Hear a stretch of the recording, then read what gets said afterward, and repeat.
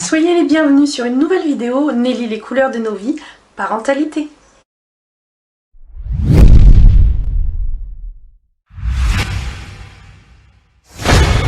Alors aujourd'hui on va parler des mères autistes. Pourquoi les mères autistes? En fait je viens de tomber sur un article qui parlait d'une étude qui a été faite en janvier 2020 sur les mères autistes. Qu'est-ce que pensent les mères autistes? Les mères autistes face à des mères non autistes.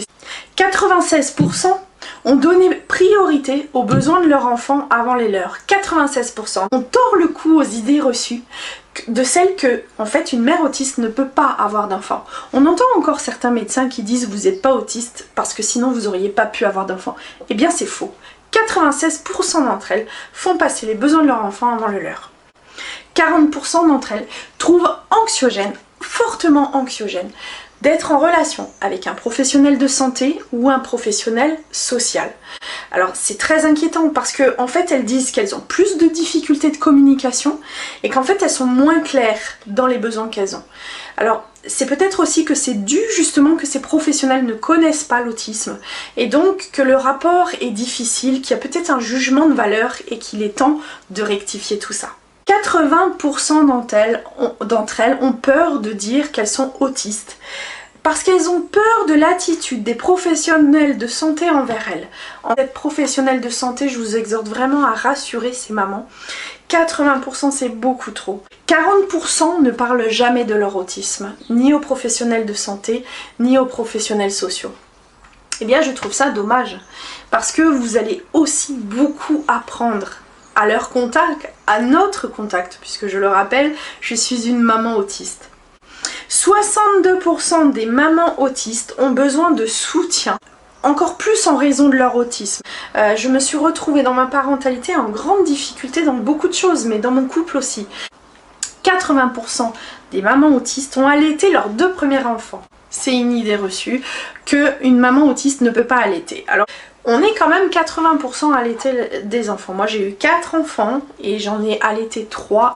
Alors effectivement, j'ai eu des difficultés pour la mise au sein, etc. Mon dernier, qui est mon fils et Aspi, avait des grosses difficultés quand je le mettais au sein. Il pleurait beaucoup, c'était très compliqué l'allaitement, mais je l'ai quand même fait parce que je savais que c'était pour leur bien. Une grande majorité des autistes sont allergiques soit au gluten, soit au lait. Et c'est vrai que un enfant d'une mère autiste a plus de prédisposition, s'il est autiste lui-même, de développer une allergie aux protéines de lait de vache. Par rapport au lien mère-enfant, il est nécessaire.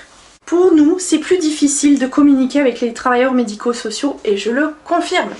Pendant des années, j'osais pas dire les difficultés que j'avais parce que j'avais toujours peur qu'on allait m'enlever mes enfants ou qu'on allait décréter que j'étais une mauvaise mère. On se dévalorise facilement et c'est dommage. Et en plus, on a peur d'être dévalorisé par nos pères.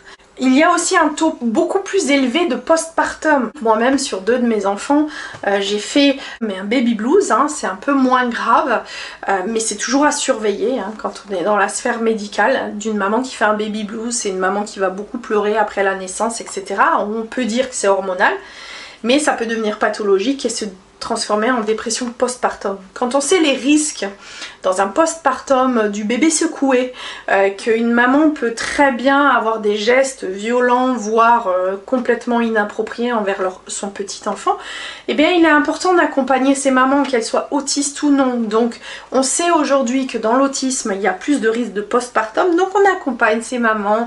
Il faudrait des sages-femmes qui viennent les voir à domicile, des travailleurs médico-sociaux, etc. On a aussi 96% qui trouvent que la parentalité est gratifiante, c'est génial, ça veut dire qu'en fait, elles sont heureuses d'être mères, nous sommes heureuses d'être mères, on n'est pas différentes que les autres. 60% ont eu un diagnostic après celui de leur enfant. Encore une fois, c'est mon cas. Parce qu'on n'y pense pas à l'autisme, on ne connaît pas l'autisme, on n'y pense pas, et donc souvent, très souvent, les mamans se questionnent quand elles voient leur enfant. quand elles voient le diagnostic et quand elles voient de quoi il ressort. Et là, elles se disent, mais moi je suis pareil. 95% d'entre elles cherchent à augmenter la confiance en soi de leur enfant. Bah bien sûr, on a tellement eu un manque de confiance en nous, moi personnellement c'est encore mon cas et je crois que je vais avoir un manque de confiance en moi toute ma vie, que en fait on veut surtout pas que nos enfants aient le même manque de confiance en eux pour qu'ils arrivent vraiment à prendre la vie à bras le corps, à faire ce qu'ils ont envie de faire. C'est l'étude qui vient du site Comprendre l'autisme. Je trouve que cette étude est très représentative, je trouve qu'elle est très juste. Et je voulais en parler parce qu'effectivement on a beaucoup de femmes qui camouflent sans le savoir leurs troubles et qui sont autistes. Et pour ces femmes-là, eh bien, le diagnostic peut être vraiment une libération. L'autisme, c'est quelque chose de forcément toujours lourd à porter. Oui, certes, les troubles, c'est pas facile de vivre avec.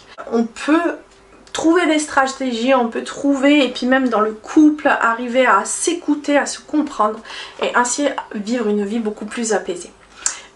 Merci à ces gens qui ont fait ce comparatif sur les mamans autistes et les mamans non autistes parce que j'espère que ça fera avancer les choses. Oui, on est des mamans comme les autres et oui, on a droit aux mêmes égards que les autres et on aime nos enfants comme les autres. Je vous embrasse très fort et je vous dis à très bientôt.